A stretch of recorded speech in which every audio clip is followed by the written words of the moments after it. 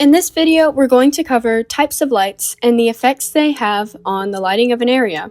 We'll start with the basics like the rules of shadows, and then we'll end with more advanced things like the different kinds of lights and the different levels of visibility and where they appear in environments. Now let's begin by explaining the basic rules of shading. I've made a little diagram to show this as well. So as you can see, the shadows are actually based on where the lights are.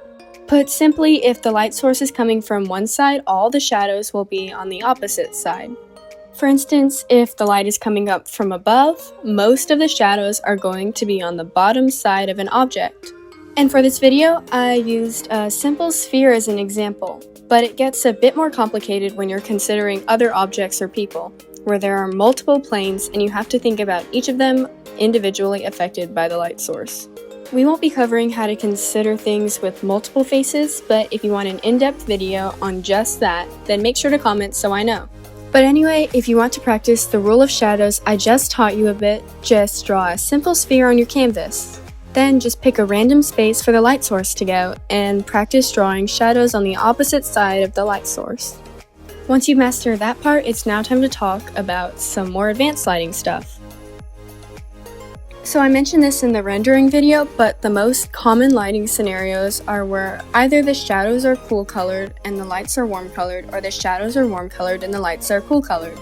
Another thing to keep in mind is that if you want to make the atmosphere dark or light, the opacity or amount of layers of light are the defining factor for whether the environment of the artwork is light or dark. In short, the intensity of the highlights usually decide the brightness of the scene rather than the intensity of the shadows. And I've already discussed the main light source and the shadows created by that, but there are other smaller lights as well that I'll tell you about. The first type is just a second, weaker light source. An example of this could be that the main light source in a certain scenario is the sun, but the secondary light source could be the light coming from an electronic device or something. The second light source will be less noticeable than the primary one, and it may be a different color from the main light source. Additionally, with the second light source, there will be few to no shadows caused by it, due to it being a weaker light source, and all you're really able to see is the light itself.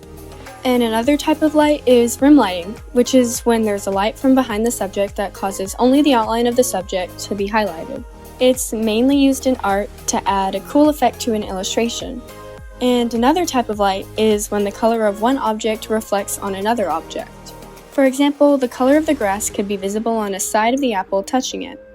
This works with really any of the objects, but some materials or textures make this kind of light more visible than others. And there are also many other types of lights, but I won't cover it in this video. You can learn a lot from studying real photos as well, so I recommend doing that. And if you want to check out my tutorial on rendering that I mentioned, go ahead and click the video at the top right of the screen.